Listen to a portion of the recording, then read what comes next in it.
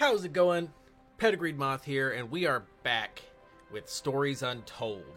The previous episodes are up on the channel if you haven't seen them. So far in the other episodes, they've had us interacting with different computers and pieces of technology, and the only thing I can see on this one is it shows an image of a tape recorder. So let's find out what kind of shenanigans we can get into in this video.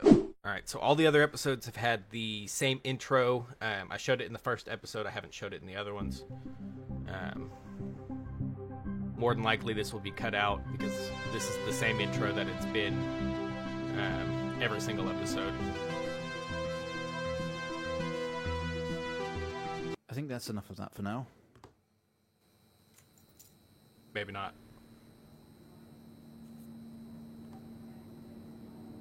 Okay.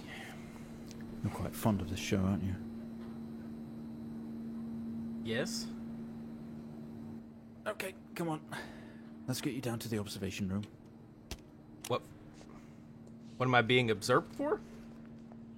Okay, apparently I'm in a wheelchair, so I don't have control, and he's pushing me.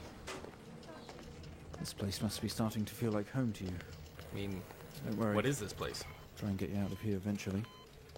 Hello, camera. And camera. Okay, are we through in the next room? Just relax, and we'll get started in a moment.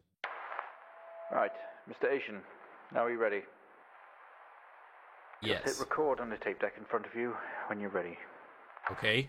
I'm assuming the red button. This is subject 12-19-86-23, new session entry. We have myself, Dr. Alexander leading, and in a room we have our patient, Mr. James Asian. James Asian. As we know, James has recently recovered from a 2-week coma following his accident. In our last 3 sessions, James's attempts to recollect events of the accident seen him merging his memory with his imagination. Is that what you call it? Episodes have always ended in panic, and we've had to terminate the session abruptly. Okay. Let's try and do this one better, James. So you're saying I'm just So when you're crazy. ready, let's bring this back. I know how difficult this must be, but you can do this. James, it's time to remember. Remember. Your mind. It's like a conscious black box. Okay. It can show you your memories. Look into We've it. seen this before. If it's anything like the last one, flashing lights, warnings. But let's find out.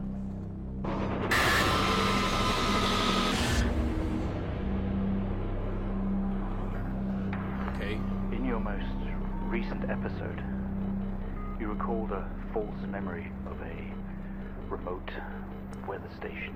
This is You were true. isolated from That the is rest what of the happened in world. the last episode. Locked inside your coma.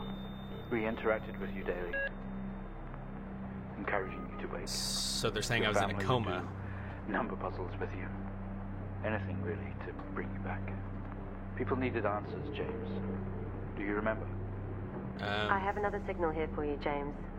It's at 5610 FM. You can't miss it. 5-6. Type in the numbers, 10. James. This is 20F. 12. 19. 12, 86. 19, 86, 23. 23, 04. 04. Type in the numbers, James. I'm typing them. You gotta see this. Type Enter. in the numbers, James. Oh, wrong enter key. Apparently my number pad enter doesn't work. This is 20F. Turn this off. Code word reference report. Alright, let's find report. What did that say? That said something about a fatal accident. 20F, fatal accident. Pleasant Hill Forest Road, number of vehicles 2. So apparently we were in a car crash, slipped into a coma, and that's what's causing all of these things to happen to us, I guess. 20F, fatal accident. Let's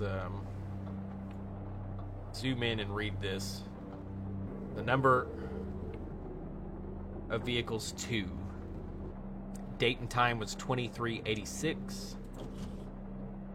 So that would be March 20th. 1986. There was a fatal accident, so I'm guessing the other driver didn't survive. Alright, so we have some circles. Those may come in handy. Accident description. Arrived on scene to discover two cars that had been involved in a near head-on collision.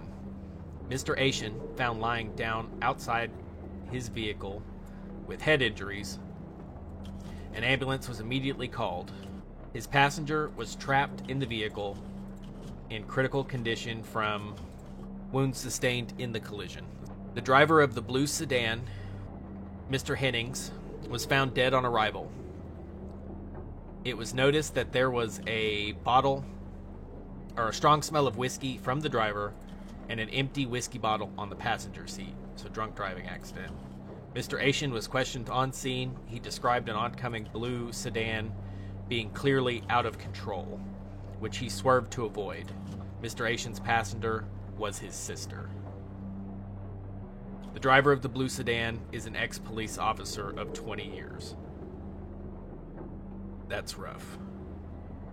So there's 3 lines circled, so I'm going to assume that's what I'm going to put in the computer. So let's do 20F-fatal accident for the first one. Line 2, empty whiskey. Out of control. Let's see if this is it. It is in all caps. Maybe that matters. Let's see if it's case sensitive or not. Okay. Analyzing file. Progress. Searching. Find the signal, James. Listen to the voices. Okay, what signal? You have to face it, James. Finally. 7,000 FM. 7,000. It's not like it at all. I've worked with Officer Hennings for 6 years, and not once have we even talked about alcohol. Drunk driving. He was a father, a husband. He was fine. No way he caused this. The door slams shut, plunging you into darkness. Asian guy. He's got something to hide. A light flickers on. Oh boy. Alright, looks like we can actually walk around now.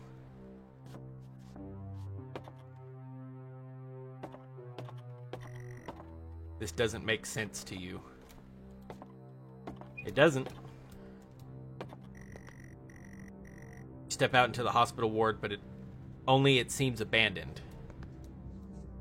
Tape recorder is still recording. So we have drunk driving signs on the wall. Seems fitting. Shit. Hello?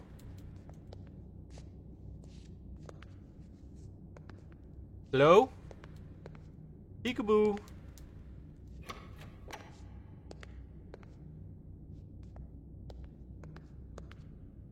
I'm guessing this is what made that noise. Ooh, I found a tape. We found him lying there sobbing while his sister died in the car next to him, while Hennings died next to him. What the fuck was he thinking? She was still alive when we got to her. If he'd have done something, they could all still be here.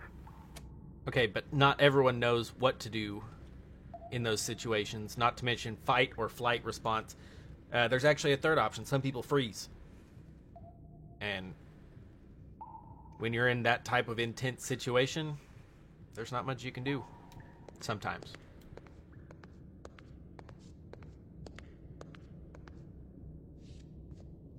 Let's go look through this window. Who's there?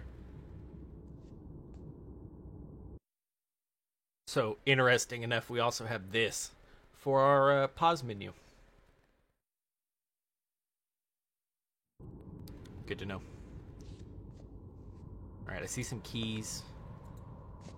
Let's see, can we open this door?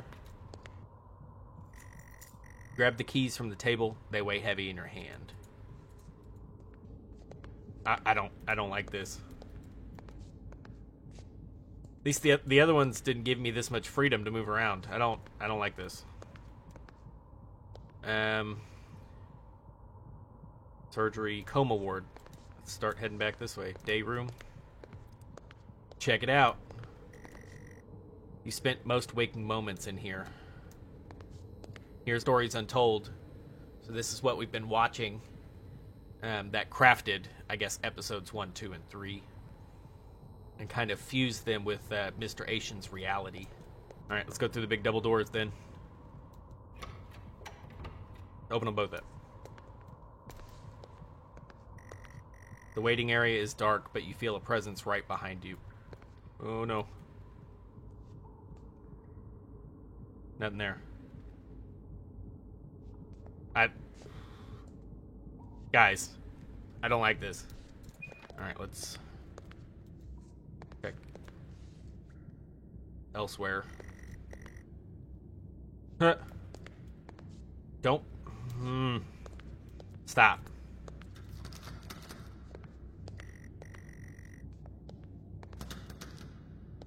Alright, so all these are locked. I guess we gotta head towards this light. Can we go through these?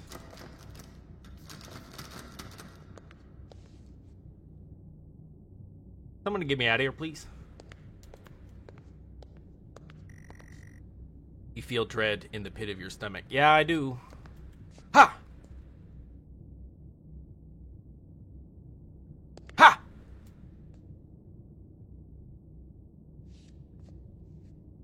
Ha! Got you. Okay, that's bright. Okay, we have a 22-year-old male. Okay, so this is me being brought in. He was awake and mobile at the scene, but collapsed on arrival to the emergency room. The other passengers died in the accident.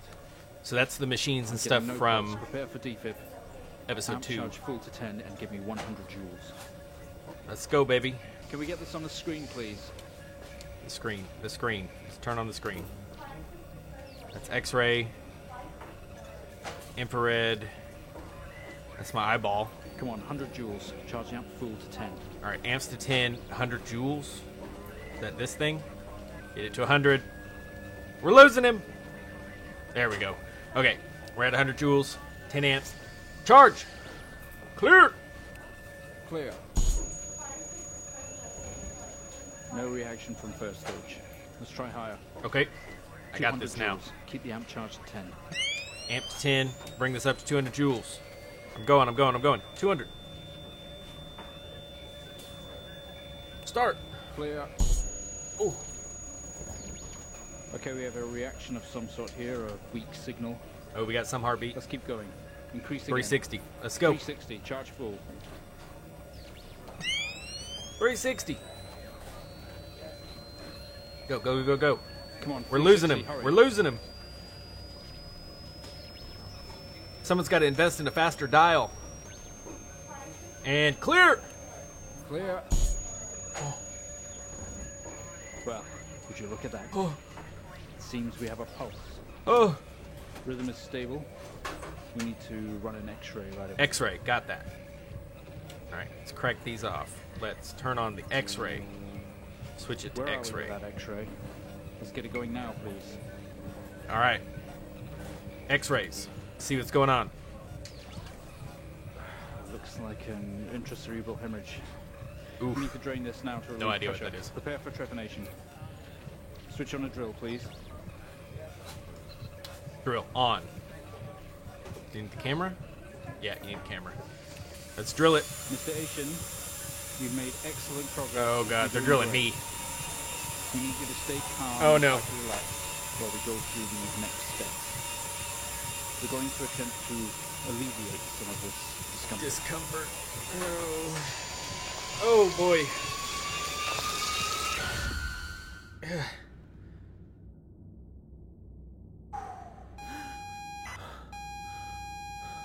Back to episode 1, House Abandoned. Not only is tonight New Year's Eve, but tomorrow you leave on a 6-month trip abroad with friends. Mom, Dad, and your sister Jennifer have decided to throw a party to celebrate it all. The house is full. You're in the living room, and as usual, you don't recognize a soul. Look around.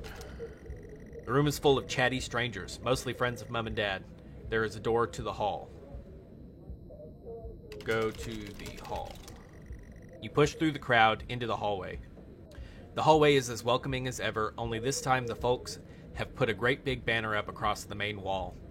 Half-finished drinks are abandoned on almost every horizontal surface. Stairs lead up, although the party is firmly downstairs. Can we drink the drinks? You aren't drinking someone else's drink. Get your own. I'm not that thirsty, so let's go upstairs. As much as you'd love to, you'd promise you'd stay downstairs with the party. You shuffle past people to get back to the living room. Talk to people. You exchange pleasantries, nod and smile. Nod and smile. Like a person. I am a person. Of course, you're a person. Yeah. We can do this, all right? And then we thought I can't carry on with that face. Look at it, I'm going to get nightmares with that face. Go to kitchen. They say all the best parties are in the kitchen. Let's go check it out. The kitchen is full of people and loud. There are drinks and food on the table, and the party is in full swing. Dad has cooked a hog roast, which sits proudly on the table, although no one is eating it. Eat some roast. Maybe later. Okay. Grab a drink. You pour yourself a drink. Nice to loosen up. Drink. You pour yourself a drink. Nice to... Okay, don't... Slow down there, buddy. There's a utility room and writing on the wall. Also, Jen is here signaling you. Okay, so let's go talk to Jen. To Jen. You push through, apologizing over and over to get to Jennifer. You hug. You're going to miss each other. You thank her for the party. She asks if you're enjoying the party. Yeah, it's a blast. You tell her it's great, even though you don't really know anyone. She tells you to enjoy it anyway and to loosen up. She asks you to get her a drink. Go get a drink. You pour Jen a drink, and one for yourself, too. Alright, we're just polishing this off. There's never an awkward silence with Jennifer. She always has a question. She asks if you have everything sorted for the big trip. I believe so. Everything is packed and ready to go. She repeats herself, asking if you are ready for your trip. Yes. You tell her yes, that you have packed everything with plenty of room to spare. This is what I said the first time. Another hug. Your family have really gone out of their way to make this trip happen for you. It might be what you need to get some perspective, and maybe not fuck up so much. She's gonna miss you. You're gonna miss her. She walks away. Jen has disappeared into the crowd. You're left standing, nodding and smiling at the approving faces. There is so much to do for this move. Can't mess it up. But first, a drink. I guess cheers, buddy. Oh, that burn's going down. Drink. You pouring down another drink. Anything to move the night along. Drink. You pouring down another drink. Anything to move the night along. One more drink. You pouring down another drink. Anything to move the night along. Go to hall. You're about to go to the hall when you notice the utility room door is open. First, go to utility. You open the door and peer in. You're never allowed in here normally. This is where Dad keeps his fine wines and whiskeys. Ceiling to floor racks. A collector, although he does actually drink them too. There is a bottle with a ribbon around it and a card. Look at the card. You pick up the whiskey and the card. It's your dad's handwriting. Son, we're so proud of you and everything you've achieved. You've earned this. It's a bottle of 25-year-old double malt. You shouldn't really, but you have to try it. I mean, we're in this deep, right? With your whiskey in hand, you take in the room around about you. There must be hundreds, no thousands of pounds worth of drink in here. You must really thank your dad for the whiskey. Exit. You head back into the kitchen, clutching your new best friend. You stumble out of the utility room and back into the kitchen. That is one strong whiskey. You take another swig and give the thumbs up to Dad across the room. He nods and winks. Talk to Dad. He tells you he's proud of you and to go easy tonight. Early flight in the morning. You go back out to the hallway. A few bumps and laughs on the way through, and you make it to the hall. You stop dead in your tracks. It's Jen, covered in blood. Go to Jen. She is staring straight at you. No one else notices. Call for help. Blood is dripping down her face. It's mixing with tears. Anybody? Help! Sorry, I don't understand. Jen. Sorry, I don't understand. Wake up. I'm sorry, I don't understand. Drink whiskey.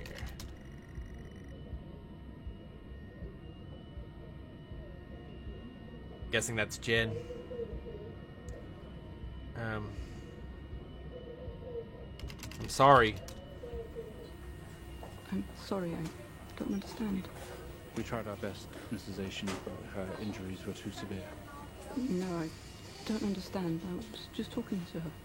I'm afraid Jennifer passed away before we could get to her in surgery. We did the best we could. I'm so sorry. Where is she?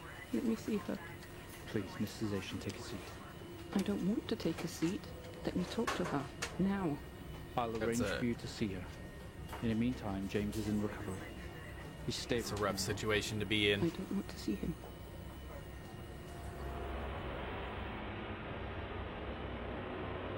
Okay, so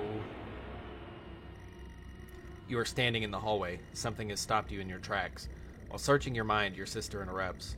She waves her hand in front of you and asks if you can drive her home. You still feel out of sorts. Those words echo.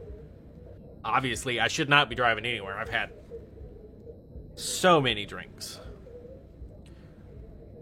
No. Too drunk. I'm sorry, I don't understand. Tell her no. Call a cab. Go to living room. You're sure your keys are in the living room? Oh boy. That's okay. That's not what I wanted. Living room has much more relaxed atmosphere compared to the kitchen. Various guests are sat on the chairs having civilized conversations. There's a coffee table in the middle of the room. Your mum is pouring a drink at the drinks cabinet. Go to mum. Okay. Look for keys. You need to look for them. They must be either in the kitchen or the living room. Friends in conversation, jackets and coats everywhere. Look in the jackets. You search through all the jackets and coats until you find yours. Aha! Car keys. In the pocket. You grab both. Alright, back to sister. Keys in hand, you head back to the hall. Jen thanks you for helping her out. She has work in the morning, and no one else is in any fit state to drive. You can handle it, though. You know the roads like the back of your hand, don't you? That's new. Should be fine. You open the front door and walk into the freezing night. The cold air hits you and you're glad to have your jacket with you. There is a dusting of snow around you as you step down from the porch. The yard extends around the back of the house, and the car sits in the front of the house. Let's go to the car. You fumble with the car handle, confused, until Jen tells you maybe to use the key in your hand. It's probably a sign that you shouldn't be driving home. Like, call an Uber, call a cab, sleep it off. Anything else. Fumbling with the car keys, you eventually get the door open and climb inside. The car is freezing. As you fumble around with your seatbelt, your sister opens up the car glove box and hands you a note and a key that was inside. She tells you that it's for when you return. Read note. The note is from your dad and reads, "Hi son, hope you enjoy your break. You'll need to fire up the generator around back and get power and lights on. Also, I found something in the attic for you. It's in your room. Enjoy. So that's how episode 1 started. Was a note in the glove box in the car that read this from Dad. The car is freezing. Both you and Jen have your seatbelts on and are ready to go. It's time to go. Start the car. Try and turn the ignition with sheer willpower, despite holding the keys in your hand. Put keys in car. It takes a number of attempts, but you eventually slot the keys into the ignition. Turn key. You turn the key in the ignition and the car roars to life. Drive. The car squeals, but stay stationary. Jen suggests releasing the brake, giving you a wide-eyed stare. So stop! Get out of the car. Release. Brake. You very hesitantly release the handbrake. But, well, first let's see, we have to turn on the lights. Turn on headlights. Okay, so we don't have to get that specific. Drive. You put the car in gear and pull out. Driveway. Like a first-time driver. You really shouldn't be driving. I am driving, very drunk, on the road towards the town where your sister stays. Jen started dozing off as soon as the journey got going. This shouldn't take long. You come to a junction. Is it left or right? You can't remember. Shit. Turn right. You don't want to, but you had better ask Jen for directions. Talk to Jen. She grunts and throws her arm to the left. It's left. Of course it's left. Of course. Why would it be anything else? Go left. Turn the car left at the junction and accelerate off. Confident that you are on the right road now, you loosen up and put your foot down on the accelerator. You feel powerful as the engine roars at your command. Jen sits up in her chair and clutches your arm. She asks you to slow down. Slow down. That's not what really happened, though, is it? You're all over the place, James. Pull over. Jen is hitting your arm and yelling, "Crazy sister." Strange. There's a set of headlights coming directly at you. But really, really, like, slow motion. Swerve. You try to react, but your body isn't responding. There's nothing you can do to stop this. There's no way to control it. James, for God's sake, pull over. The lights merge in your car. The outside joins the inside. The whole world around you begins to scream. The moment you lost it all. Your sister. Your parents. Alright, that's not bad. Yourself. And then you made it worse. Apparently I did. Show us what you did. What did I do? You wake up in the car. Your world is upside down. Your seatbelt struggles against gravity, trying to hold you in your seat. An impact into another car has torn a hole into the chassis. Poisonous fumes spill into your car from the engines. You're in grave danger. You have to get out of here. Release seatbelt then. You release yourself from the seat. Gravity takes over as you slump onto the roof of the car. Check on Jen. She's alive, but she's been hurt bad. She's trapped in the wreckage. You squeeze through the wreckage and fall to your knees on the ground next to you, your vehicle. Every breath brings pain to your chest. Your head is throbbing. A blue car is smashed into the passenger side of your car. Your life cannot be ruined by this. You are standing, holding your whiskey, and your dad's note. Flashing lights are approaching at the distance. Put whiskey in blue car. With the lights approaching closer, you begin to hear the shrill of their sirens. You simply cannot go to jail for this. You clean the bottle to remove your connection with the whiskey. You then very deliberately spill the remainder of the bottle's contents onto the driver, and you toss the incriminating evidence into his passenger seat. So we framed him. A circle of flashing lights around you, illuminating the crash, sight in the darkness. Behind them, an army of people all staring. One figure steps out, a silhouette, and walks towards you. Look up. The lights are overwhelming. All other details are fading into the past. Okay, so these orbs, they must represent like the police sirens, because they've had red and blue flashing. Look at person. The silhouette is a police officer and in uniform. He beckons you to approach. As you approach the man, the pulsating lights around you get dimmer and dimmer, while the pain in your head increases. You fall to the ground at his feet. I know you're tearing yourself apart over it, but no matter what you keep telling yourself, you have to listen to me. That accident, that poor man, me. Have to remember. You have to remember. It was all your fault. It was all my fault.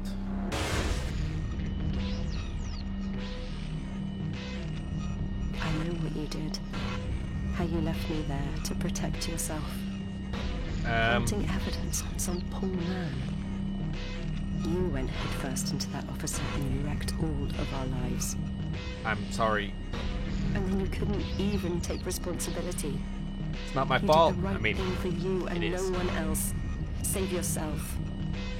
Only it was wrong, wasn't it? Very wrong. Look at you now. Utterly consumed by it. Say it, James. I don't want to. It was all my fault. Tell them. It was all my fault. I did it. I killed him. I am Dirty Dan. Listen to yourself. Say I'm Dirty Dan. Escape. Escape. It has to end, James. No, I can get out of here. I can get out of here. You can't catch me. I run super fast. Do not understand. Okay. This episode you're having must come to an end. Okay. Stop recording. Nope. All of your episodes were recorded to tape. This is the 4th.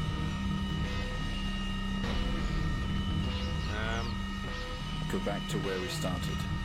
Maybe in here? Where it all began? The only video they have, some horror compilation. Trash. I mean, I don't think it's trash. Back to where it all started. Alright, where are we going? This orb is still here. Can I... Certainly feels like an emergency. Yeah, kind of does. Alright, so we gotta go back to where it all started. I washed my hands. This place, it feels pointless. At least we don't got COVID. I literally cannot find anywhere to go. I've been wandering around this place for a super long time. I can't find anything. I'm wondering if where it all began. Let's see if they did something real crazy, because I'm thinking it's the menu. All right, hear me out. They said I have to go back to where it all began. I cannot do anything in this room. So my only guess, because the menu here is all of this, I think I have to give up a coward. And I hope that is how this video is supposed to end. Because I honestly don't know. And what I would hate would be to not be able to jump back into the game where we left off if this isn't the end. But like I said, I've literally checked everything.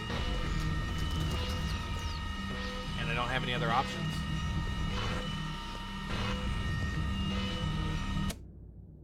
Okay. That worked, I guess. Well, I think we've made progress today, Mr. Haitian. I guess we should tell the police what you've told us. Although I don't suspect they'll take you anywhere. I think you'll be with us for quite some time. Come on, let's get you back to your shows. I'll see you tomorrow.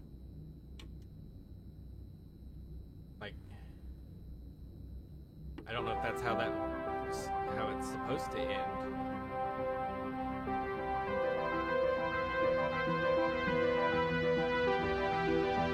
So confused.